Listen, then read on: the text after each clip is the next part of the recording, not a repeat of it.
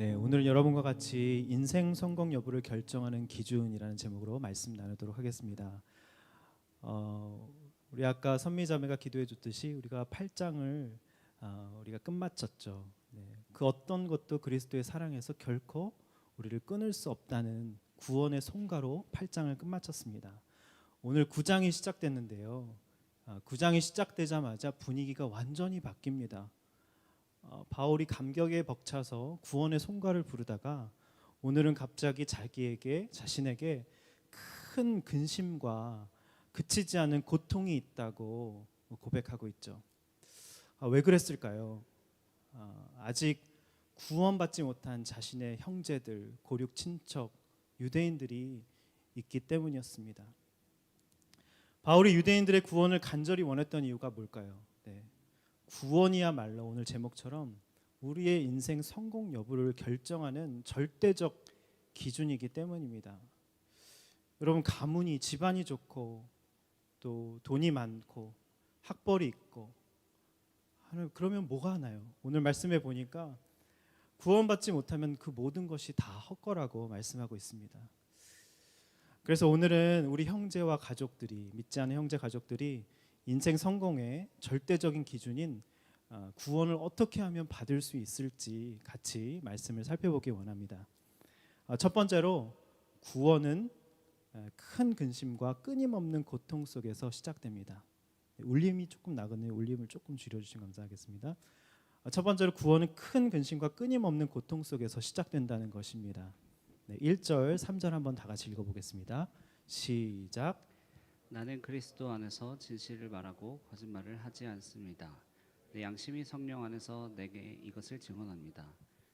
내게 큰 근심이 있다는 것과 내 마음에 근심 없는 고통이 있다는 것입니다. 나는 내 형제 곧 육신을 따라 된 내 동족을 위해서라면 나 자신이 저주를 받아 그리스도에게서 끊어진다 할지라도 좋습니다. 좋습니다. 여러분 3절을 보니까요. 바울에게는 자신이 저주를 받아 그리스도에게서 끊어질지라도 간절히 원하는 것은 그 형제 가족, 그렇죠? 유대인 동족들의 구원이라고 하고 있습니다. 바울이 구원받지 못한 자신의 동족들, 형제들을 생각하면 마음에 지금 큰 근심이 있고 그치지 않은 고통이 있다고 말을 하고 있습니다. 지금 바울이 로마서를 쓴 이 시점은요, 전도 여행을 시작한 지 한 20년이 지난 때입니다. 항상 바울은요, 그 고륙을 향한 안타까움이 있어서 회당부터 가서 복음을 전했습니다. 예수가 그리스도라고 복음을 전했죠. 근데 항상 유대인들은 어떻게 인간이 하나님이냐 그리스도냐 해서 모진 핍박과 반대에 직면을 했습니다. 그래서 어쩔 수 없이 이방인들에게 구원을 전한 것이죠. 예수가 그리스도라고 복음을 전했더니 이방인들이 너무 잘 받아들이는 겁니다. 근데 자신의 가족들, 동족들, 형제들은 안 믿었다는 것이죠. 그래서 바울이 큰 근심과 그치지 않은 고통이 있었다는 것입니다. 저도 이렇게 사역을 하면서 고난이 많은 이렇게 지체들에게 복음을 전하면 예수가 그리스도인 것을 받아들이고 그 고난을 말씀으로 해석하고 살아나고 그 가정이 회복되는 것을 너무 많이 목도를 했거든요. 근데 정작 우리 아버지는 구원이 안 되는 겁니다. 제 가족인 또 누님은 구원이 안 되는 거예요. 너무 자괴감이 들고 내가 이상한 건 아닐까? 나에게 사랑은 부족한 건 아닐까? 왜 구원이 안 되는 것일까? 참 갈등이 있고 자괴감이 들고 큰 근심과 고통이 있었습니다. 이번 주에 한 지체로부터 긴박한 기도 제목을 받았었는데요. 이제 아버지가 이제 갑자기 쓰러지셔서 응급실에 가시고 결국엔 입원을 하게 되셨다는 겁니다. 이제 검사 결과 예전에 한번 이제 출혈로 쓰러지셨던 적이 있는데 그 어떤 그 후유증으로 조금 뇌전증이 온 것이라고. 그래서 이제 아버지가 믿음이 없으신데 구원이 될 수 있도록 목사님 정말 기도 부탁한다고 연락이 왔었습니다. 얼마나 놀라고 두려웠을까. 왜냐하면 저도 저희 딸이 발작하면서 쓰러지고 뇌전증을 힘들어하는 것을 거의 몇 년 동안 지켜보고 그것을 경험했잖아요. 얼마나 이 청년이 힘들었을까 생각이 되면서 저도 이제 아버지의 구원을 위해서 정말 끊임없는 큰 근심과 그치지 않는 고통이 있어서 그게 너무나도 체휼이 돼서 그냥 절로 그냥 눈물이 나고 기도가 됐었습니다. 정말 우리는 구원받지 못한 가족과 어떤 형제들, 또 자매들, 또 부모님만 생각하면 우리 안에 끊임없는 큰 근심과 그치지 않은 고통이 있죠. 그래서 3절에 보니까 바울은 그 가족의 구원을 위해서라면 그리스도에게서 한번 띄워주시겠어요? 그리스도에게서 끊어진다 할지라도 좋다고 말하고 있습니다. 근데 이것을 많이 오해들 하시더라고요. 바울이 실제로 지옥 가도 상관없다는 얘기가 절대로 아닙니다. 그러니까 한때 자신도 예수님을 핍박하고 예수 믿는 사람을 죽이려고 핍박하려고 잡아 죽이려고 했던 사람이잖아요. 실제로 스데반을 돌로 쳐 죽이는 주동자였고요. 근데 자신도 다메섹 도상에서 주님을 만나고 꼬꾸라지고 주님을 믿게 되었는데 자신의 가족들도 형제들도 동족들도 구원하시리라는 이 확신이 있었다는 뜻입니다. 그러니까 바울에게 부활 소망이 있었던 것이죠. 바울이 지금 그래서 예수님처럼 예수님도 십자가 지실 때 그죠? 정말 이렇게 예수님과 관계가 끊어지실 정도로 스올에 내려가셨다는 말이 있잖아요. 그죠? 죽은 지 사흘 만에 죽은 자 가운데서 다시 살아나신 거잖아요. 그러니까 그걸 믿은 거예요, 바울이. 결코 그리스도의 사랑에서 자신을 끊을 수 없다는 구원의 확신이 있었기 때문에 자기가 저들의 구원을 위해선 자기가 십자가 죽겠다 지금 목숨을 건 것입니다. 그런 뜻인 것이죠. 십자가를 지고 자기가 죽겠다는 다짐을 지금 고백한 것입니다.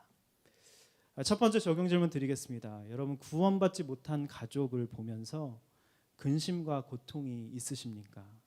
네. 저주를 받아 끊어질지라도 형제 가족의 구원을 여러분 원하십니까? 나의 근심은 바울의 근심과 달리 혹시 좋은 집, 좋은 환경, 병이 낫기를 구하는 육적인 근심은 바울도 그치지 않는 큰 근심과 그치지 않은 고통이 있다고 했는데 혹시 바울의 근심과 나의 고통은 어떻게 다른지 우리가 한번 생각해 봤으면 좋겠습니다.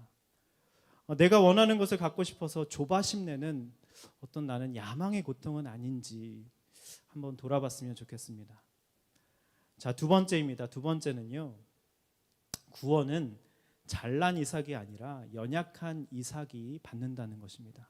잘난 이스마엘이 아니라 연약한 이삭이 받는다는 사실입니다. 우리 4절, 5절 한번 읽어보도록 하겠습니다. 시작. 내 동족은 이스라엘 사람입니다. 그들에게는 양자됨과 영광과 언약들과 율법을 세우심과 예배와 약속들이 있고 조상도 그들의 것이요 육신적으로는 그리스도도 그들에게서 나셨습니다. 그분은 만물 위에 계시고 영원토록 찬양받으실 하나님이십니다. 아멘.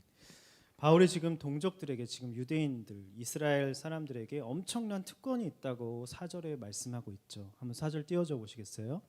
어떤 특권이 있나요? 양자됨, 그죠? 영광, 언약, 율법, 예배, 약속들이 있다고 하죠. 여러분 이스라엘 백성들이 얼마나 많은 기적과 홍해의 기적, 출애굽의 10가지 재앙 속에 살아남는 엄청난 구원의 기적을 받잖아요. 영광을 받습니다. 그죠? 만나와 메추라기로 하나님이 현현하여 나타나셨어요. 기적을 체험했습니다. 또 얼마나 많은 성막에서 예배를 드렸습니까? 또 5절 볼까요? 어떤 특권이 있나요? 유대인들에게는요. 그들에게는 엄청난 조상들이 있습니다. 아브라함도 있고요. 이삭도 있고 야곱도 있고요. 다윗도 있고요. 솔로몬도 있고요. 엄청난 믿음의 조상들이 있습니다. 그리고 결정적으로 5절 마지막에 보니까 유대인들의 그 혈통을 통해서 구원자 예수 그리스도께서 탄생하셨습니다. 엄청난 가문입니다. 최고의 명문 가문이죠. 근데요 그 대단한 특권이 유대인들에게 있었음에도 5절 하반절 한번 띄워주시겠어요? 이 문맥을 잘 이해하셔야 됩니다. 하반절에 보면 유대인들은요 예수님이 지금 만물 위에 계시고 영원토록 찬양받으실 예수님이 하나님이라는 사실을 알아봤다는 거예요? 못 알아봤다는 거예요? 못 알아보고 예수님 하나님이 아니라 어떻게 신성모독이 하면서 예수님을 십자가에 달려 죽게 만든 장본인이 유대인 자기 형제 동족들이었다는 사실입니다. 예수님을 나사렛 출신의 목수라고 학벌이 없다고 변변치 않다고 자신들의 모든 인기를 빼앗아 가니까 사람을 살리고 구원하는 구원자 예수 그리스도이신데 하나님이 아니라고 그분은 하면서 가문이 천하다고 무시해서 시기로 예수님을 죽여버린 것입니다. 여러분, 그러면 논리적으로 우리가 이렇게 이해할 수 있죠. 이렇게 생각할 수 있겠죠. 유대인을 선민으로 택하셔서 구원 계획을 이루시려는 하나님의 그 구원 섭리가 실패한 거라고요. 그죠? 그렇게 생각할 수 있겠죠. 그래서 지금 이 얘기를 하고 있는 것입니다. 근데요, 그 구원 계획은 결코 실패한 것이 아니라고 사도 바울이 6절에서 말씀하고 있습니다. 6절, 7절, 8절, 9절까지 한번 읽어보도록 하겠습니다. 시작. 하나님의 말씀이 파기된 것 같지는 않습니다. 이스라엘에서 난 사람들이라고 해서 다 이스라엘이 아니고 아브라함의 씨라고 해서 다 그의 자녀가 아니기 때문입니다. 오히려 이삭에게서 난 자라야 내 씨라고 불릴 것이다 라고 하셨습니다. 곧 육신의 자녀가 하나님의 자녀가 아니라 오직 약속의 자녀가 씨로 여김을 받는다는 것입니다. 약속의 말씀은 이것입니다. 내년 이맘때 내가 올 것이니 사라에게 아들이 있을 것이다. 네, 6절 한번 띄워주시겠어요? 하나님의 구원 계획, 그 하나님의 말씀이 파기된 것이 아니라고 말씀하고 있는 것이죠. 왜냐하면요, 지금 아브라함 얘기를 바울이 하고 있어요. 아브라함이 자기의 인간적인 방법으로, 그죠, 이스마엘을 하갈 첩을 통해서 얻었잖아요. 육적인 자녀를 낳았습니다. 인간적인 방법으로. 근데 하나님은 그게 아니었어요. 하나님은 사라를 통해, 경수가 끊어진 사라를 통해서 내가 약속의 자녀를 줄 거야. 누구죠? 이삭이었죠. 그러니까 육적인 세상적인 잘난 아들 이스마엘이 아니라 연약하고 비루하고 그 다음에 비실비실 거리는, 어떻게 보면 연약한 이삭을 통해서 구원 역사를 이뤄가겠다고 하시는 말씀을 이미 창세기부터, 실패가 아니라 이미 창세기부터 그렇게 계획하셨다는 말씀입니다. 여기 7절에 보면 이삭에게서 난 자라야 내 씨라고 불릴 것이다라고, 그죠? 아브라함 얘기를 지금 바울이 하고 있는 것이죠. 여러분, 이삭에게서 난 자라야 내 씨란 게 무슨 의미일까요? 우리가 이 말씀을 어떻게 적용해야 될까요? 아까 말씀드린 것처럼 하나님이 약속의 자녀 사라를 통해서 준다고 했는데 그 방법 기다리기 싫고 너무 급한 거예요. 그래서 86세 때 인간적인 방법을 써서 첫 하갈을 써서 이스마엘을 낳았습니다. 여러분, 이스마엘 다 창세기 묵상에서 아시죠? 우리가 묵상하고 있었잖아요. 창세기 묵상했는데 이스마엘은요, 활도 너무 잘 쏘고요, 네, 사냥도 너무 잘합니다. 굉장히 남자답고 굉장히 아브라함에게 효도를 잘했습니다. 말 잘 듣는 아들이었어요. 최고의 아들이었습니다.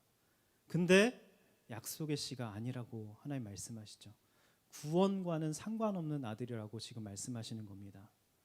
그래서 아브라함이 아들한테 흠뻑 빠져서 너무 잘나고 효도하고 예쁜 거예요. 그래서 약속은 뭐고 구원이고 뭐고 하나님의 구원 역사 섭리 이런 거 다 그냥 잊어버리고 14년 동안 하나님을 찾지 않습니다. 하나님도 그런 아브라함에게 나타나지 않으셔서 하나님도 14년 동안 침묵하셨습니다. 그러다가 9절 말씀 한번 볼까요? 약속의 말씀은 이것입니다. 그죠? 9절 보면 내년 이맘때 내가 올 것이니 사라에게 아들이 있을 것이다. 그죠? 100세. 하나님이 어쩔 수 없이 이제 때가 돼서 100세에 나타나셨습니다. 하나님이 약속하신 대로 경수가 끊어진 인간적인 방법으로 도저히 정말 아기를 낳을 수 없는 사라에게서 이삭을 드디어 낳게 되죠. 근데 여러분, 어떤 일이 벌어진지 아십니까? 다 아시죠? 그 잘난 이스마엘이 그 연약한 이삭, 비실비실한 아직 정말 어린아이, 아리 같은 그 이삭을 조롱하고 희롱하기 시작합니다. 네, 창세기 21장 9절 한번 볼까요? 시작. 죽은 자 애굽 여인 하갈의 아들이 이삭을 놀리는지라. 그러니까 이스마엘이 모든 것을 갖추고 세상적으로 잘 나가고 아버지에게 사랑도 듬뿍 받고 그다음 능력도 있고 성격도 좋고 모든 것을 갖추니까요, 이스마엘이 딱 한 가지 없었어요. 믿음이 없었습니다. 그러니까 이삭은 모든 게 다 부실했어요. 근데 믿음만 있어요. 약속의 자녀예요. 아브라함이 그렇게 신앙 교육을 시켰겠죠. 그러니까 어리고 너무 비실비실하니까 이스마엘이 딱 보고 잘난 아들이 그 동생이 무시가 된 거예요. 그래서 연약한 이삭을 무시한 겁니다. 우리도 그렇잖아요. 세상에 나가면 믿음 있는 우리가 너무나도 비루해 보이고 초라해 보이고 세상에 잘난 사람들이 얼마나 많습니까? 우리를 보면서 무시하고 조롱하고 믿음이 다냐 그러면서 우리가 무시와 조롱을 받죠. 그게 믿음의 자녀라는 것입니다. 이제 왜 바울이 잘난 이스마엘이 아니라 연약한 이삭이 구원받는다고 한지 여러분 아시겠죠? 이스마엘이 하도 잘나서 하나님의 구원이 말씀이 약속이 그냥 하나도 필요 없었던 겁니다. 자, 고린도전서 1장 26절 한번 보겠습니다. 한번 읽어볼게요. 시작. 형제들이여 여러분의 부르심을 생각해 보십시오. 육신적으로 지혜 있는 사람이 많지 않고 능력 있는 사람도 많지 않고 가문 좋은 사람도 많지 않습니다. 여러분의 부르심 구원을 한번 생각해 보십시오. 우리가 이스마엘처럼 잘나서 구원받았습니까? 하나님의 선물이라고 그러죠. 너희에게서 난 것이 아니요. 그죠? 이것은 너희로 자랑하지 못하게 하려 하심이라. 그죠? 지금 바울이 유대인이 잘난 이스마엘 같다는 것입니다. 지금 특권이 있잖아요. 양자됨, 영광, 언약, 율법, 예배, 약속, 엄청난 특권이 있는 거예요. 가문이 너무 좋은 거예요. 예수님 혈통입니다. 예수님을 낳은 가문이에요. 명문가입니다. 너무 능력이 있고 지혜 있다고 그 초라한 몫을 십자가에 잡아 쳐 죽인 것입니다. 목수, 나사렛, 천한 학벌도 없는 그 예수님을 하나님이 아니다 하면서 잡아 죽인 것이죠.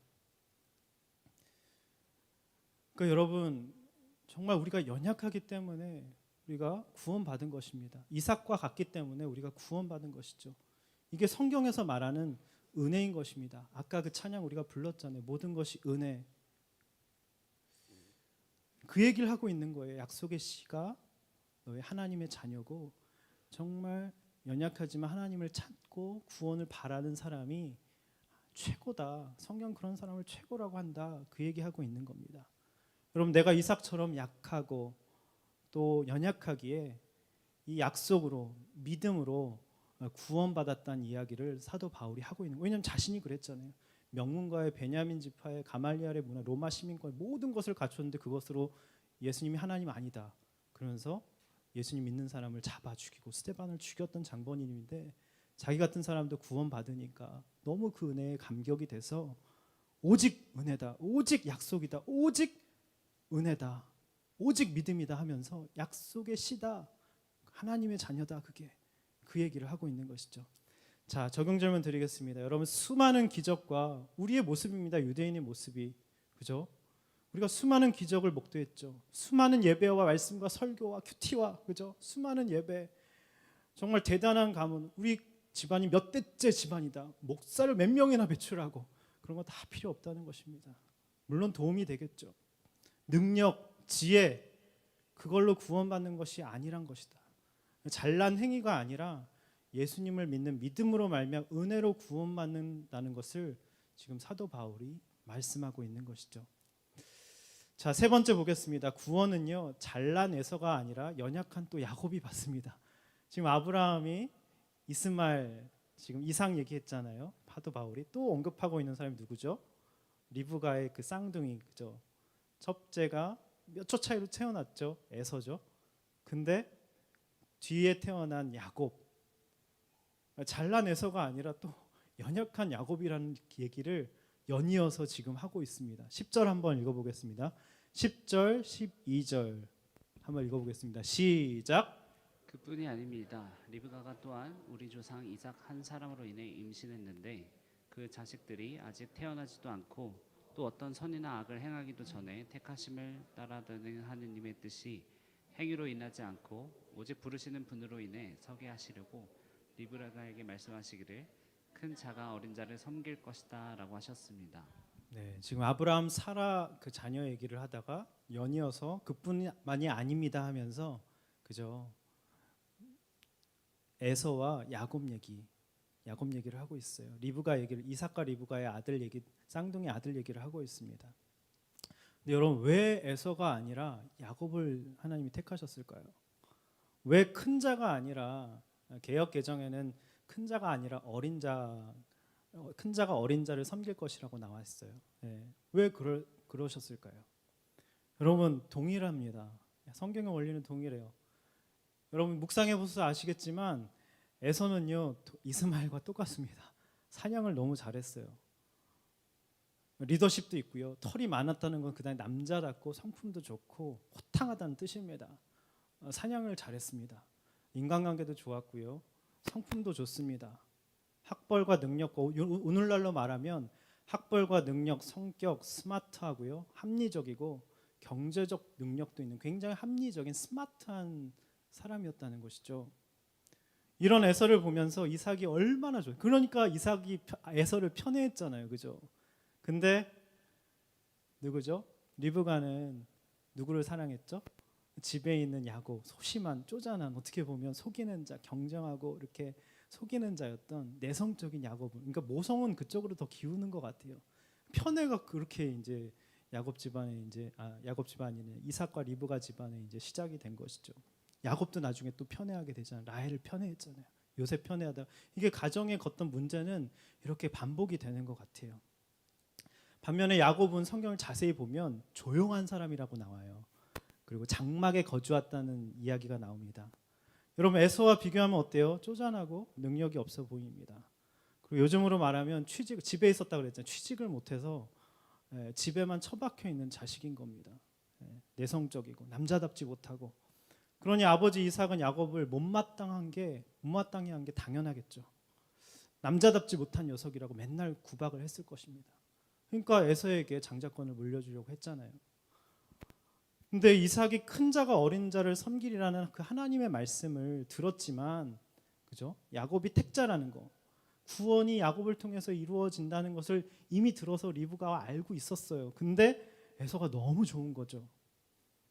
하나님의 주권이 택하심이 야곱을 향해도 이삭의 본능은 에서에게 끌리는 것입니다. 여러분 이제 자녀 낳아서 키워보시면 다 아실 거예요. 이렇게 예쁜 짓 하고 골라하고 착하고 자기 할 일 잘하고 효도하고 듬직하고 성격도 좋고 집에 처박혀 들어 누워 있지만 않고 맨날 나가서 이렇게 교제도 잘하고 인간관계도 좋고 그런 아들 더 예뻐하지 않겠어요? 인간이 진짜 죄인입니다. 부모도 다 똑같습니다.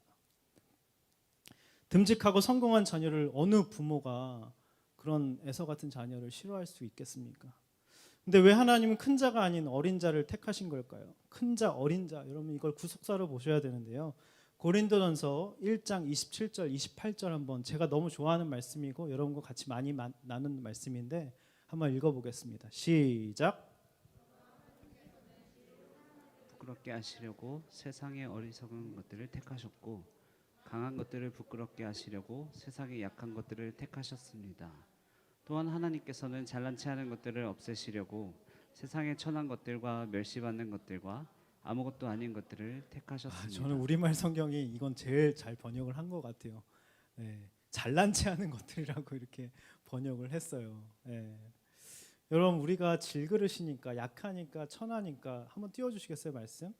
우리가 어리석으니까 연약하니까 멸시받으니까 정말 아무것도 잘하는 게 별로 없으니까 못하니까 이게 비굴해지라는 뜻이 아닙니다. 여러분 이게 막 주눅들라는 뜻이 아닙니다. 하나님 앞에서 우리는 피조물이기 때문에 진흙에 불과한 흙과 같은 존재예요. 하나님 앞에 잘난 체 하지 말라는 뜻입니다. 우리가 아무것도 아님을 인정할 때 하나님의 영광이 드러난다고 이렇게 말씀하고 있죠. 근데 여러분 강해지면요 지혜롭다고 자기가 생각하는 그 순간 절대로 하나님의 영광이 드러나지 않습니다. 그걸 성경은 잘난 척할 뿐이라고 말씀하고 있습니다. 여러분 또 한번 13절 보겠습니다. 13절 시작. 13절 시작. 기록되기를 내가 야곱은 사랑하고 에서는 미워했다라고 한 것과 같습니다. 여러분 또 이 말씀을 굉장히 오해를 많이 했어요. 어떻게 하나님이 태어나기도 전에 선과 악을 행하기도 전에 어떻게 야곱은 사랑하고 에서는 미워? 하나님 진짜 불공평하셔. 너무하신 거 아니야? 어떻게 이렇게 차별하셔? 편애하셔? 여러분 절대로 그런 뜻이 아닙니다. 그러니까 성경을 잘 보셔야 돼요. 바울은요 말라기 1장 2절 3절을 인용해서요 하나님은 에서를 미워하고 야곱을 사랑한다고 하시는 말씀을 그대로 인용하십니다. 바울이 왜 이 말씀을 인용했냐면요 이 말 뜻은요 사실 성령님이 임하지 않으시면 이게 너무 불공평하다고 느껴지는 것이 사실입니다. 근데 여러분 절대로 불공평하지 않습니다. 이 말씀은요 왜 하나님은 야곱을 사랑하고 에서는 미워한다고 하셨을까? 그럼 생각해 보세요. 상식적으로 에서는 하나님이 필요 없었습니다. 왜요? 자기가 자기 손에서 다 웬만한 일은 해결할 수 있었습니다. 아마 이랬을 것 같아요. 하나님을 믿으니 내 팔뚝을 믿겠다. 내 남자다움, 내 힘, 능력, 학벌, 경제적 돈을 믿겠다 하면서 이게 바로 에서 스타일인 것입니다. 에서가 그래서 팥죽 한 그릇에 장자권을 너무나도 함부로 팔아 치워버렸죠. 그리고 믿음의 결혼을 하라고 정말 동족 중에서 믿음의 짝을 얻으라고 그렇게 부모님들이 얘기했는데 그 말 들은 척도 하지 않고 그냥 세상적으로 그냥 잘난 사람 만나서 불신 결혼을 해버렸습니다. 그리고 결국은요 약속의 땅을 제 발로 떠났습니다. 호탕하게 야곱이 막 쩔뚝쩔뚝 와가지고 막 용서를 구하고 불쌍하게 보니까 호탕하게 용서해버리고 자기 장자권 뺏어가진 영적인 게 축복이 어떤 귀한 것인지 모르고 그냥 알았다 용서해줄게 하고서는 자기 길로 가버립니다. 세일산으로. 영적인 것에는 일개가 관심이 없는 사람이 바로 에서였다는 것이죠. 에서에게는요 하나님은 그냥 불편한 걸리적거리는 걸림돌에 불과했다는 것이죠. 여러분 잠언 말씀에 그런 말씀 있잖아요. 나를 사랑하는 자가 나의 사랑을 입을 것이고 나를 간절히 찾는 자가 나를 만날 것이다. 간절히 찾지도 않고요. 사랑하지도 않고 걸림돌로 여기니까 하나님 모든 사람을 사랑하시는데 자기가 그 사랑을 자유의지로 차버린 겁니다. 그 뜻입니다. 근데 야곱은 어떻습니까? 허물이 너무 많죠. 여자 좋아하고 또 라반에게 속이잖아요. 그래서 어떻게든 부를 이루잖아요. 원하는 목표와 재물을 얻어냅니다. 사실 그것 때문에 정말 험악한 세월을 살았습니다. 약점이 많았어요. 비라와 또 실바를 이렇게 라헬과 레아가 경쟁하듯이 들여보내주니까 오는 여자 막지 않습니다. 그냥 같이 잡니다. 그래서 12아들이나 깠어요. 아이고 이러면 안 되는데 12아들이나 낳았습니다. 여자를 너무 좋아하는 거죠. 우리 인생이 그렇지 않습니까? 음란에 자꾸 넘어지고 또 실수하고 반복하고 그런 모습이 우리의 모습, 처절한 연약한 모습이라는 것입니다. 그래서 하나님께 끊임없이 되들어요. 야복강 나루토에서 어떻게 합니까? 하나님 나 이 에서 만나는데 이제 죽을까 너무 두렵습니다. 자기 어떻게 좀 해달라는 구원해달라고 막 씨름하면서 하다가 한두 뼈가 부서지잖아요. 쩔뚝쩔뚝 거리면서 이스라엘로 면목 없는 이름이죠. 하나님과 어떻게 겨루어 이길 수 있습니까? 하나님이 져줬다는 거죠. 그죠? 허물 많은 야곱의 죄와 허물을 하나님 그냥 덮어주셨다는 뜻입니다. 여러분 때로는 하나님께 대드는 것이요 믿음이 있는 겁니다. 대들지 않는 사람은 사실 믿음도 없는 거예요. 그냥 귀찮고 그냥 찾기도 싫고 대들지도 않는 사람은 사실 믿음도 없는 겁니다. 야곱은 하나님 없이 살 수 없는 인생이었어요. 근데 그런 인생을 하나님은 너무나도 사랑하신다는 거죠. 여러분 제가 너무 재밌는 기사를 봤어요. 이거 이제 말씀 묵상하다가 너무 재밌는 기사를 봤어요. 요즘에 이제 영국에서 트러스 총리가 정말 금세 사임했죠. 여론에 못 이겨가지고. 근데 사람들이 막 영국 사람 그런 농담 많이 하잖아요. 그런 농담을 한 거예요. 사람들이 양배추 유통기한보다 짧은 임기를 지낸 트러스 총리다. 그래서 진짜 좋은 기사가 났는데 그 트러스 총리와 메르켈 독일 총리를 이제 비교하면서 기사를 썼는데 진짜 구석사적 관점이 담겨 있더라고요. 트러스 총리 여러분 다 아시죠? 최고 정치 엘리트입니다. PP이라고 필로소피, 그 다음에 경제, 철학, 정치. PP가 뭐의 약자인가 제가 찾지를 못해서 필로소피, E는 이코노미, 정치가 뭐죠? 영어로 갑자기 생각이 안. 네? politics. 네. 그러니까 PPE, 그러니까 옥스퍼드에서 이 세 개 전공을 다중 전공을 한 거예요. 그리고 정말 최단 기간에 졸업을 하고 35세 하원을 입성했습니다. 그리고 이력이 진짜 찬란합니다. 외무, 법무, 교육, 환경, 국제통상 5개 부처 장관직을 거쳐서 영국 최초 40대 총리가 됐어요. 여성 총리가 됐습니다. 근데 이 사람이 컨셉을 자기는 대처 영리, 이미지 마케팅을 한 것이죠. 그걸 적극적으로 활용해서 말투와 옷차림, 그래서 강한 영국을 그리워하는 보수층의 표심을 교묘하게 파고든 거예요. 머리가 좋으니까요, 그죠? 근데 치솟는 인플레이션 위기 속에서 대처처럼 뭔가 부자 감세와 신자유 정책을 밀어붙인 거죠. 근데 그러니까 나름대로 계산을 한 거예요. 부자 보수층의 강렬한 인상을 남기려는 어떤 조급함과, 컬러미스트가 이렇게 썼어요. 조급함, 강박관념 탓에 무리하게 정책을 밀어붙여서 최단 기간 내에 실패한 것이라고 평을 했더라고요. 정말 실전에서는 이런 화려한 스펙과 이력이 완전히 무용지물이 되었던 것입니다. 근데 반대로 메르켈 총리를 이렇게 컬럼니스트가 비교를 했어요. 메르켈은요, 여러분 저도 이제 대충은 들어서 알고 있었는데 이번에 정확히 알게 됐습니다. 동독의 과학자 출신이에요. 비주류 정치 뭐 그런 화려한 스펙도 없습니다. 비주류였어요. 그 다음에 글로벌 금융위기인데 글로벌 금융위기랑 중동 난민 사태랑 코로나 위기를 넘겨서 독일의 최장수 총리에서 작년에 퇴임을 했습니다. 그러면서 왜 트러스는 실패하고 메르켈은 성공했을까 이제 화두를 던지더라고. 메르켈은 집권 초기엔 미숙한 모습 똑같았대요. 트러스나 별반 다름이 없었는데 화려한 연설도 없었고 강력한 카리스마를 보여주지 않아 처음에는 지지율이 40% 미치었대요. 근데 물러날 때는 80% 사연임을 했는데 대단하죠. 롱런 비결을 칼럼니스트가 신중함이라고 얘기를 하더라고요. 무턱대고 정책을 밀어붙이는 대신 전문가 분석, 여론 의견을 수렴했고 그래서 정책 실패 가능성을 최소화했대요. 솔로몬이 지혜를 달라고 구했을 때 하나님이 지혜를 주셨다고 하지 않고 듣는 마음을 주셨다고 했어요. 그게 지혜라고 했습니다. 메르켈 총리가 듣는 마음이 있었던 거죠. 왜냐하면 비주류고 연약하고 자기 기반이 없기 때문에 들을 수밖에 없었던 거예요. 신중할 수밖에 없었던 겁니다.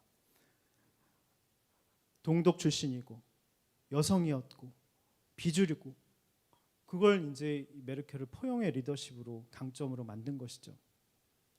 너무 깨끗한 이미지였대요. 그래서 주말이면 동네 마트에 장 보러 가고요. 전기세를 수도세를 남편과 나눠냈고 친인척 측근 비리 스캔들 16년 동안 한 번도 없었다고 합니다. 근데 여러분 이 사실은 몰랐어요. 여기까지 이제 기사가 끝이고요. 이제 제가 아는 사실을 조금 더 찾아봤는데 메르켈 아버지가 목사인 건 여러분 아시죠? 네.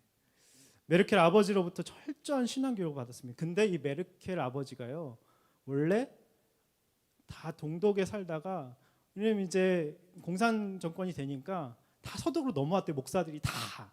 근데 거꾸로 서독 출신이었는데 역으로 동독으로 들어간 거예요. 사명감 때문에 그들을 구원코자 하려고. 그래서 이제 이 목사님 이름이 카스너 목사님인데요. 피난 행렬을 역행해서 동쪽으로 간 거죠. 근데 놀라운 일이 벌어진 겁니다. 딸이 신앙으로 너무 잘 자란 거예요. 그래서 잘 커서 수학과 물리학을 전공해서 과학자가 됐어요. 근데 그 통일 과정 속에서 이 메르켈이 정치에 참여해서 완전 밑바닥부터 차근차근 올라간 것입니다. 찾아보니까 이런 얘기를 했더라고요. 메르켈이 아무 연고도 후광도 없는 내가 처음 맡은 일은 사무실에 들어오는 새 컴퓨터 박스를 열어 설치하는 일이나 전화 받기, 청소하는 일이었다. 그리고 이제 뭔가 포용하고 뭔가 이렇게 신중한 그런 모습을 이제 인터뷰를 했는데 메르켈이 이렇게 얘기한 거예요. 사람들은 내가 빠르게 움직이거나 판단하지 않는다고 비판한다. 그러나 내 입장에서는 가능한 많은 선택지를 검토하는 것뿐이다. 그리고 뭔가 개선하고 더 나은 정책을 내기 위해서는 사람들이 그것에 대해 어떻게 얘기하는지 왜 비판하는지에 대해 귀를 기울여야 한다고 생각한다. 이렇게 얘기한 거죠. 제가 이 얘기를 왜 했냐면요. 여러분 메르켈도요 연약합니다. 동독 과학자 출신이고 여성이란 한계, 비주류 출신, 허물 많고 약점 투성이었는데 하나님을 찾았던 겁니다. 아버지가 찾았던 하나님을 이 메르켈 총리가 찾았던 것이죠. 그러니까 메르켈은 아마 하나님 없이는 살 수 없었던 것 같아요. 그래서 하나님은 이런 인생을 사랑하시고 높여주셨다는 것이죠. 네, 적용 질문 드리겠습니다. 여러분 질그릇이기에 약하기에 천하기에 어리석기에 멸시받기에 비주류이기에 한계가 있기에 허물이 있기에 약점투성이기에 하나님 품으로 파고드는 나를 하나님이 너무나도 사랑하신다는 사실 그리고 그런 나를 쓰신다는 것이 여러분 믿어지십니까?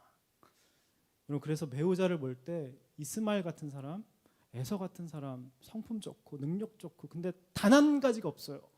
믿음이 없어요. 근데 모든 게 별로 변변치 않아요. 근데 믿음이 있어요. 믿음이냐 성품이냐 여러분 누굴 택하시겠습니까? 옆 사람 보고 얘기해 봅시다. 네, 누굴 택하시겠습니까? 얘기해 보세요. 이스마엘을 에서를 택하시겠어요? 이삭을 택하시겠어요? 야곱을 택하시겠어요? 믿음이냐 성품이냐 그것이 문제로다. 그렇죠? 근데 처음에는 비실비실해 보였지만 야곱이 대박입니다. 대박 인생이 됐어요. 하나님 물질과 성공과 모든 걸 다 부어주고 메스켈도 마찬가지고요. 그게 하나님이 더 드러나는 겁니다. 하나님 영광 받으시는 겁니다. 그죠? 이삭도 하나님 얼마나 아름답게 쓰셨습니까? 자, 마지막 보겠습니다. 마지막 구원은요 잘난 바로가 아니라 또 연약한 모세가 구원을 받았다고 하시네요. 14절 18절 한번 읽어보겠습니다. 시작. 그렇다면 우리가 무슨 말을 하겠습니까? 하나님이 불의하십니까? 결코 그럴 수 없습니다. 하나님께서 모세에게 말씀하시기를 내가 긍휼히 여길 자를 긍휼히 여기고 내가 불쌍히 여길 자를 불쌍히 여길 것이다 라고 하셨습니다.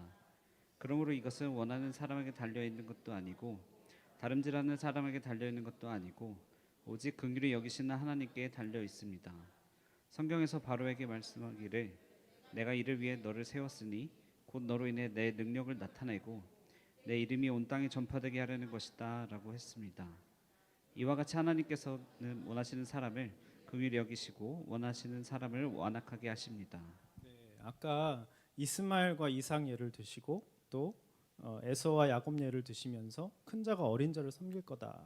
그리고 야곱은 사랑하고 에서는 미워했다는 말씀 바로 다음에 14절에 보니까 그럼 하나님이 불의하십니까? 라는 질문이 나온 것이죠. 하나님 불의하십니까?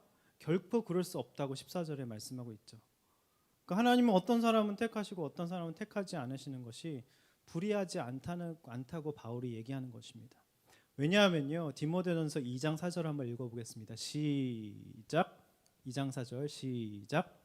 하나님은 모든 사람이 구원을 받으며 진리를 아는 데에 이르기를 원하시느니라. 하나님 우리에게 자유의지를 주셨어요. 모든 사람이 구원을 이루기를 원하셔서 오래 참고 기다리십니다. 근데요 에서와 이스마엘 같이 자기가 잘나면요 자유의지로 구원을 뻥 차버리고요 하나님을 걸림돌로 여깁니다. 왜 나는 택하지 않았냐고 따질 수 있는 사람은 아무도 없다는 것이죠.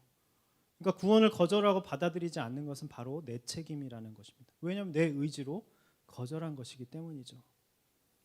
그러면서 본문에 선택받은 두 사람을 똑같이 바로도 선택했다고 그러고요.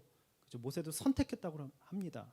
한 명은 완악한 그릇으로 한 명은 긍휼의 그릇으로 선택했다고 말씀하고 있는 거 똑같이 선택인데요. 그 쓰임새와 뉘앙스가 완전히 다릅니다. 이유가 다르죠.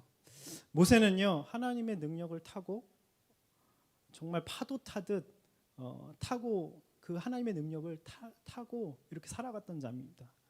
그래서 긍휼의 그릇으로 쓰임 받은 사람인데요. 여러분 사실 모세도요 지도자감은 메르켈처럼 처음에 아니었습니다. 보세요, 다 아시죠? 히브리 노예 출신이고, 그죠? 애굽에서 노예 생활을 할 때 왕궁의 이렇게 뭐죠? 갈대상자를 통해서 이렇게 구원 건진받자는 모세스가 물에서 건진받았다는 구원받았다는 뜻이잖아요. 근데 동족들은 노예 생활 엄청나게 고역을 하는데 왕궁에 입양돼서 잘 먹고 잘 살고 노역도 안 했습니다. 어떻게 보면 이스라엘 사람들 입장에서는 매국노고 배신자로 보일 수 있죠. 그래서 뭔가 자기 열심과 치기로 한번 자기 민족을 자기 힘으로 행위와 노력으로 구원해 보겠다고 막 싸우고 있을 때 자기가 말리고 막 그러다가 자기가 사람을 쳐 죽이죠. 살인을 했습니다. 살인자였습니다. 혈기로 살인을 저지르고 도망갔습니다. 그리고 40년 동안 장이 밑에서 이드로 밑에서 양치기를 하면서 그냥 숨어 산 도망자 인생이었습니다. 그럼 모세를 대단하게 생각하시는데요. 연약한 사람이었습니다. 근데 그를 택하신 것은 15절에 나온 것처럼 하나님의 15절 한번 띄워주시겠어요? 하나님의 긍휼이었다라고 말씀하시죠. 모세가 하나님의 택하심을 받고 쓰임 받는 것을요 뭐라고 하냐면 원하는 자로 말미암도 아니고 다른 박질하는 자로 말미암도 아니라고 하면서 오직 긍휼히 여기시는 하나님 때문에 모세 같은 도망자 정말 그런 인생을 하나님이 쓰셨다고 얘기하고 있습니다. 여기 원하다, 다름질하다라는 얘기가 나오는데요. 여러분 무엇을 원하고 계십니까? 네. 무엇을 위해 다름질하고 요즘 계십니까? 취직을 위해 자격증 공부에 다름질하고 계십니까? 내 집 마련을 원해서 부동산으로 다름질하고 대박을 꿈꿔서 로또와 주식에 다름질하고 계십니까?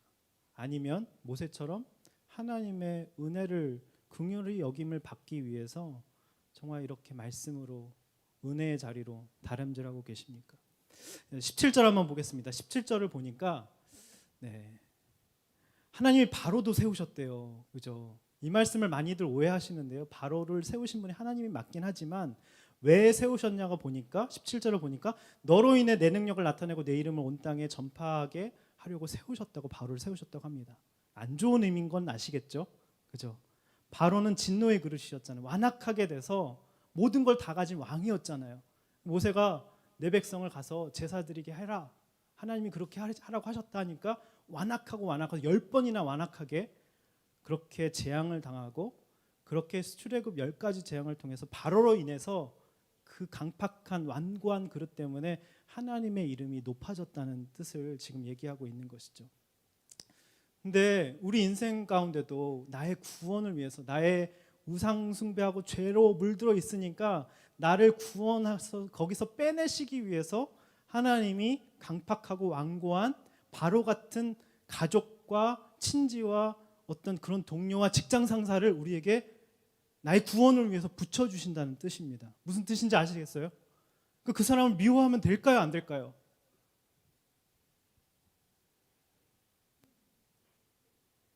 나 때문에 수고하는 사람이잖아요. 하나님이 어쩔 수 없이 완악하게 하신 사람이잖아요. 그죠? 나를 꺼내시려고 수고하는 몽둥이 역할을 하니까 얼마나 나 때문에 수고하면서 미안해야 되는 거잖아요. 그죠? 또 연기한다. 저한테 연기를 다들 너무 잘한다 그러더라고요. 네. 그렇잖아요. 그죠? 그러니까 우리 삶에 이것을 이렇게 적용해야 하는 것이죠. 이처럼 내 죄를 깨닫고 돌이켜서 하나님의 긍휼을 알게 하시려고 우리 인생 가운데 완악한 바로와 같은 부모님, 안 믿는 부모님, 직장 상사, 이런 사람들을 허락하신다는 거죠. 그래서 내가 하나님의 긍휼 없이는 살 수 없는 존재임을 깨닫게 하시려고 그들을 몽둥이로 쓰니까 그들을 위해서, 구원을 위해서, 그들의 구원을 위해서 우리가 정말 나 때문에 수고하니까 기도해야 한다는 뜻입니다. 바로 이것이. 네, 여러분, 하나님이 세우신 사람 중에는요, 긍휼의 그릇인 모세, 또 이삭, 야곱 같은 사람도 있고요, 정말 강팍한 금그릇 같은, 정말 질겨서 깨지지 않은 완고한 바로 같은 사람도 있고요, 이스마엘 같은 사람도 있고요, 에서 같은 사람도 있다고 오늘 하십니다. 오늘 이 시간 이 찬양을 좀 부르면서 하나님, 저는 이삭 같습니다, 야곱입니다, 모세입니다, 저는 도망자고요, 살인했고요, 허물 많고요, 연약함 많고요, 여자 좋아하고요, 음란하고요, 또한 정말 허점투성이고요, 하나님 대들기도 잘하고요, 하나님 저 이렇게 비실비실하고요, 연약합니다. 근데 그래야만 구원을 받는다고 오늘 말씀하시는 게 오늘 말씀의 핵심입니다. 바울이 이것을 깨달아서 정말 완악한 모든 특권을 받았음에도 회개하지 않고 돌이키지 않은 동족들을 보면서 정말 그치지 않는 고통과 큰 근심이 있었다고 오늘 말씀하고 있습니다.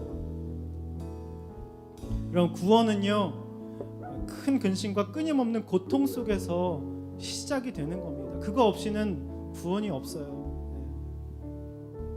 우리가 바울처럼 정말 구원받지 못한 그런 가족을 위해서, 나 때문에 수고하는 바로와 같은 완악한 강팍한 그런 가족, 믿지 않은 가족을 위해서 나 때문에 수고한다고 정말 회개하고, 제가 늘 간증하잖아요. 나를 깨뜨리시려고, 나를, 아버지를, 목사인데 아버지 용서하지 못하는 나를 깨뜨리시려고 딸이 뇌전증으로 쓰러지는 사건을 주실 수밖에 없었던 것이죠. 그것이 깨달아지니까 아버지보다 제가 더한 죄인이고 더 질긴 죄인인 게 깨달아지니까 이 세상에 미운 사람이 사라지더라고요. 여러분, 근심과 고통이 무엇입니까? 여러분 가운데 있는, 혹시 바울과는 차원이 달라, 그죠? 내 야망을, 내 소원을 이루지 못해서 막 고통스럽습니까? 아니면 정말 좋은 집, 좋은 차, 돈, 이런 걸 갖지 못한 육적인 근심에 사로잡혀 계십니까? 이 시간 회개하시기 바랍니다. 오늘 오늘 이 시간 이 찬양 부를 때 하나님 저는 은혜 아니면 살 수 없습니다. 모든 것이 은혜입니다. 오늘 특별히 이 음식으로 드려지는데 특별히 리더십들 기도하셨으면 좋겠습니다. 한 해 동안 10개월 동안 하나님의 은혜로 왔습니다. 제 힘이 아닙니다. 제 능력이 아닙니다. 제가 연약하고 부족했기 때문에 하나님 품으로 파고들어서 여기까지 올 수 있었습니다. 모든 것이 은혜입니다.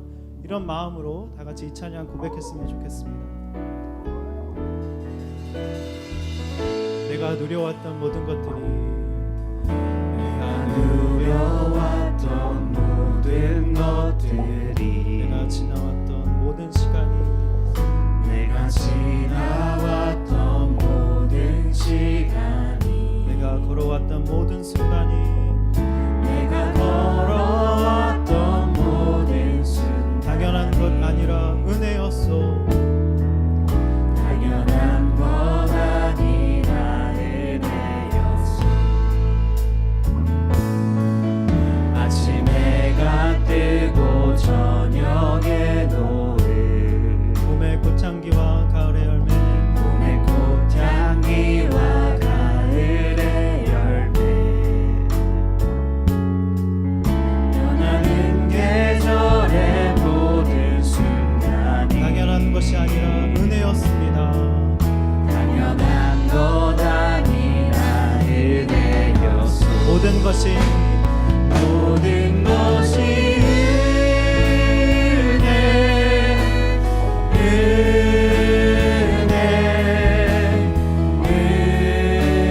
은혜 한없는 은혜 내 삶에 당연한 것 하나도 없었던 것을 모든 것이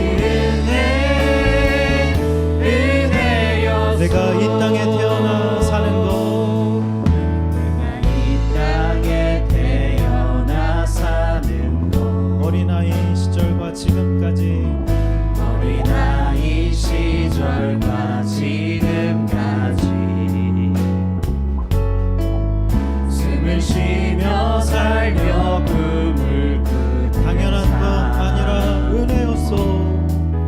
당연한 것 아니라 은혜였소. 내가 하나님의 자녀로 살며 내가 하나님의 자녀로서 오늘 찬양하고 예배하는 삶 오늘 찬양하고 예배하는 삶 복음을 전할 수 있는 축복이 복음을 전할 수 있는 축복 당연한 것 아니라 은혜였습니다. 주님 당연한 것 아니라 은혜 모든 것이 은혜 모든 것이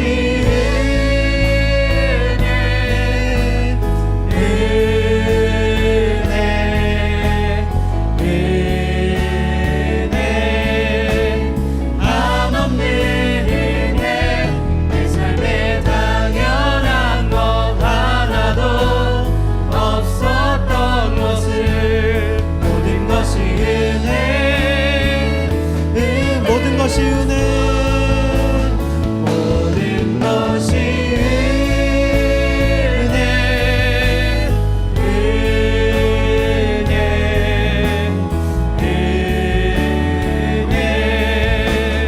한없는 은혜 내 삶에 당연한 것 하나도 없었던 것을 모든 것이 은혜였소. 우리 시간 회개하기 원합니다. 하나님 바울의 근심과 나의 근심과 고통은 차원이 다르다는 것을 깨닫고 너무나도 제 자신이 초라하고 주님 보시기에 부끄럽습니다. 하나님 바울의 근심은 구원을 위해서 자신의 그리스도에게서 끊어질지라도 하나님 자기가 십자가에 달리기 원한다고 예수님처럼 자기의 목숨을 내어주기 원한다고 고백하고 있지만 하나님 우리는 좋은 차, 좋은 집, 좋은 환경 내가 원하는 것을 갖고 싶어서 조바심 내는 야망의 고통인 하나님 우리를 불쌍히 여겨주시옵소서. 오늘이라도 이것을 깨닫게 해주셨사오니 하나님 이제 구원은 큰 근심과 끊임없는 고통 속에서 시작된다고 하셨습니다. 하나님 오늘 우리가 너무나도 간밤에 가슴 아픈 소식을 들었습니다. 이웃 형제 우리 동생들의 가슴 아픈 소식을 들었습니다. 오늘 특별히 바울의 마음으로 하나님 우리 형제, 우리 동생들, 모든 유가족들의 구원을 위해서 우리가 정말 큰 근심과 그치지 않은 고통으로 하나님 그들을 위해서 기도하기 원합니다. 그들의 모든 아픔과 상처가 하나님 구원의 사건이 되게 하여 주시옵소서. 구원의 역사가 일어나게 하여 주시옵소서. 이 시간 다 같이 이 모든 기도 제목으로 기도하며 나아가겠습니다. 기도하겠습니다. 하나님 아버지, 시간 회개합니다. 우리의 근심과 우리의 고통이 너무나도 이기적이고 하나님 너무나도 하나님 세상적이고 너무나도 야망이고 하나님 욕심과 하나님 그 모든 것으로 하나님 근심과 고통이 사로잡혀 있다는 것을 기억해 주셔서 감사합니다. 하나님 우리의 근심과 고통이 구원이 되게 하여 주시옵소서. 구원을 위해서 진실로 울어오고 하나님 구원을 위해서 살아가는 목사가 될 수 있도록 주님 도와여 주시옵소서. 하나님 이 땅에 구원받지 못하여서 하나님 절망과 고통 가운데 신망하고 있는 많은 사람들에게 구원의 은혜와 구원의 사랑이 전해지게 하여 주시옵소서. 하나님 유가족들에게 하나님 고통 가운데 신망하고 있는 독탄에 빠져있는 백성들에게 하나님 구원의 역사가 전해지게 하여 주시옵소서. 하나님 그 모든 것이 합력하여 선을 이루게 하여 주시고 하나님 구원받는 놀라운 역사가 있을 수 있도록 주님 역사하여 주시옵소서. 하나님 아버지, 그들의 근심과 고통 하나님 아픔과 절망이 하나님 채울됨에 이어지게 하여 주시고 하나님 구원을 위해서 눈물을 흘리며 하나님 구원을 위해서 행동하는 인생이 될 수 있도록 주님 인도하여 주시옵소서. 우리를 이끌어 주시옵소서. 하나님 우리가 은혜로 살게 하여 주시옵소서. 하나님 주님의 은혜 하나님 모든 것이 은혜로 살 수 있도록 주님 인도하여 주시옵소서. 하나님 동족과 하나님 아픔을 겪고 있는 모든 우리 형제 자매와 하나님 동족과 하나님 우리 동생들 위해서 기도합니다. 하나님 그들을 주님 불쌍히 여겨주시옵소서. 그들을 긍휼히 여겨주시옵소서. 그들을 찾아가 주시고 그들을 불쌍히 여겨주시고 주님의 사랑을 말할 수 없는 찬식으로 기억하시는 성령님의 탄식이 하나님 그들 가운데 전해질 수 있도록 주님 역사하여 주시고 주님 붙들어 주시고 주님 불쌍히 여겨주시옵소서. 주님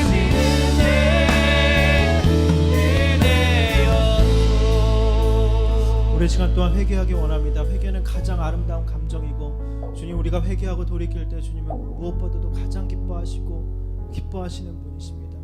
하나님 우리가 잘난 이스마엘을 부러워했습니다.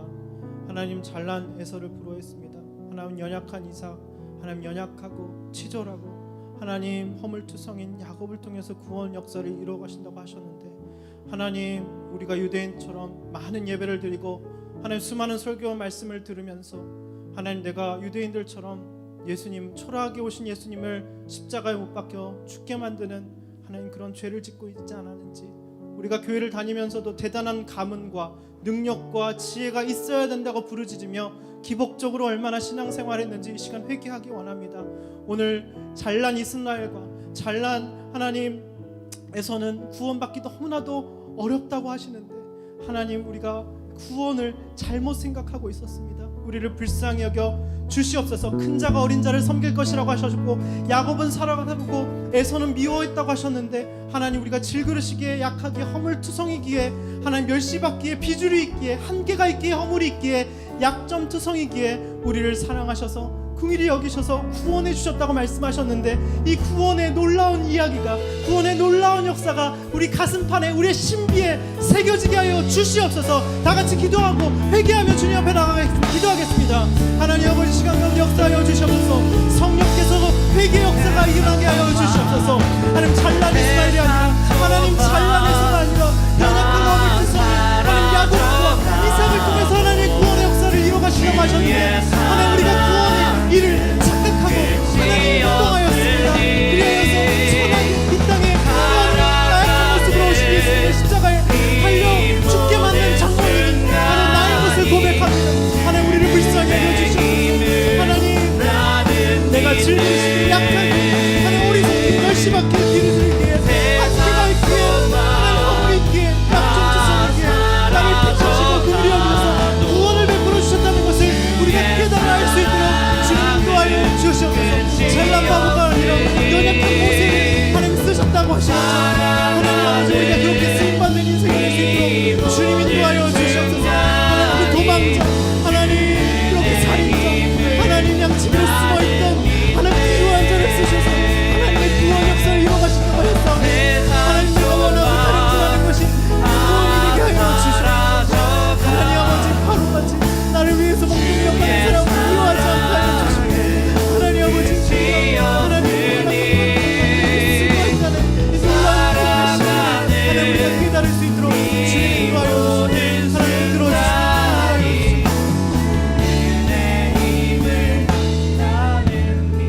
우리 시간 마지막으로 기도하기 원합니다. 잘난 바로가 아니라 연약한 모세를 쓰셨다고 하십니다.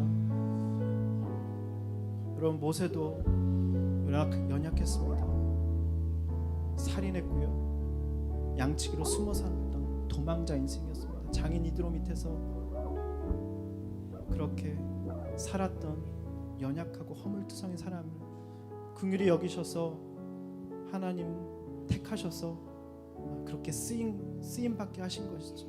여러분, 메르켈처럼, 여러분 모세처럼, 야곱처럼, 이삭처럼 쓰임 받고 싶지 않으십니까?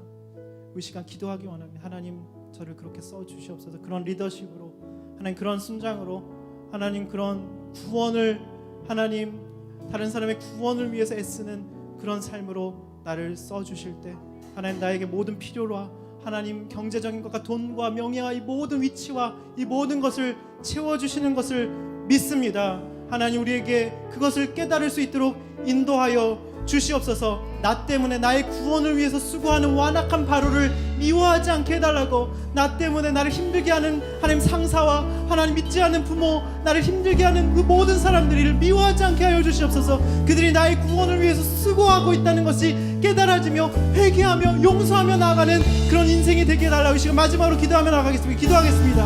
하나님 아버지, 오늘 놀라운 구원의 역사와 신비를 깨닫게 하신 것 감사합니다. 하나님 아버지, 우리가 잘난 바로가 아니라 하나님 연약한 모세를 쓰셨습니다. 하나님 살인자이고 도망자이고 연약한 양치기에 불교한 하나님 그런 사람을 쓰셨습니다. 우리가 주님을 의지합니다. 하나님 주님만 사랑합니다. 하나님 주님을 원합니다. 주님을 예배합니다. 우리의 삶을 써주시옵소서. 우리의 삶을 사용하여 주시옵소서.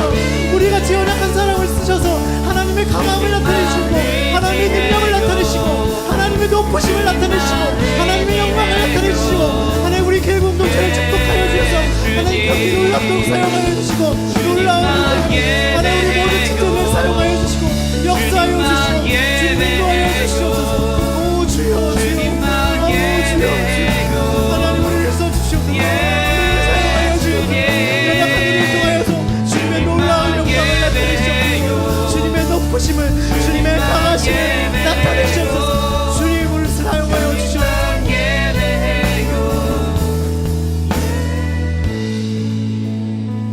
하나님, 가장 아름다운 감정은 회개라고 하셨는데 우리가 얼마나 내 이기적인 야망과 하나님 고통과 내 이기적인 근심으로 얼마나 구원과는 상관없는 기복적인 신앙을 했는지 깨닫게 하신 감사합니다. 하나님, 결혼을 하기 위한 배우자의 조건도 믿음이 없어도 괜찮고 성품이 좋으면 되지, 능력만 많으면 되지, 돈이 있으면 되지 하고 생각했던 너무나도 세상적인 가치관을 오늘 깨닫게 해주시고 회개케 하심을 감사드립니다. 하나님, 잘난 이스마엘이 아니라 잘난 에서가 아니라 연약하고 비루하고 도망자이고 양치기이고 하나님 그렇게 숨어 살 수밖에 없었던 그런 하나님 정말 그런 비천한 인생을 주님 긍휼의 그릇으로 택하셔서 메르켈도 그랬고 모세도 그랬고 이삭도 그랬고 야곱도 그랬고 그렇게 놀랍게 오늘 사용하신다고. 그래야지만 우리의 약함을 통해서 하나님의 강함이 드러나시고 하나님의 지혜로우심이 드러나시고 하나님의 능력이 드러나게 하신다는 것을, 구원의 원리를 우리가 깨달았습니다. 하나님, 우리가 하나님 구원을 위해 살아가게 하여 주시옵소서. 다른 사람을 주님께로 인도하는 고륙 친척, 하나님 내 동족이 하나님 정말 주님께로 인도하기 위해서는 내가 십자가 지고 죽어도 좋다는 그 바울의 마음으로 우리가 살아갈 때 우리에게 넘치도록 부어주실 것을 믿습니다. 모든 필요한 것들, 하나님 명예, 하나님 인기, 하나님 모든 위치, 돈, 하나님 배우자, 이 모든 것을 넘치도록 채우실 것을 믿습니다. 오늘 그렇게 기도한 우리 사랑하는 청년들을 주님 축복하여 주시옵소서. 성령으로 안수하여 주시고 하나님 오늘 말씀이 그대로 하나님 우리 사랑하는 청년들에게 임할 수 있도록 주님 축복하여 주시옵소서. 모든 찬양과 영광과 감사를 드리오며 특별히 이 시간 기도합니다. 하나님, 우리의 하나님 간밤에 아픔을 당하는 우리 이웃 형제 하나님 그 아픈 가슴 아픈 소식을 듣고 그들을 위해서 기도합니다. 하나님, 그치지 않은 고통과 큰 근심으로 하나님 그들의 모든 아픔의 사건이 구원의 사건으로 합력하여 선을 이룰 수 있도록 주님 역사하여 주시고 치료하여 주시고 하나님 유가족들을 위로하여 주시옵소서. 하나님, 우리를 그렇게 사용하여 주시고 우리 길 공동체와 하나님 우리 새롭게 세워지는 모든 리더십과 하나님 수고한 모든 하나님 한 해 동안 수고한 모든 리더십들 가운데 그런 은혜가 동일하게 있을 수 있도록 역사하여 주시옵소서. 감사드리오며 예수님의 이름으로 기도드립니다. 아멘. 우리 하나님께 영광의 박수 올려드리겠습니다.